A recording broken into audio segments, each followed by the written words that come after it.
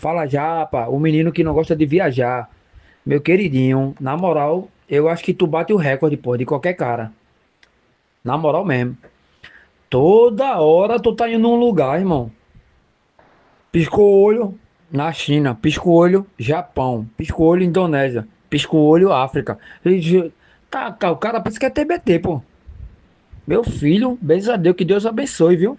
Olha, deixa eu te falar uma parada. Ô, desgrama, tu é uma onda, viu? Ó, espera, eu tô acabando de entrar no avião aqui. Assim que me organizar lá, eu te dou um toque. Um abraço, velho.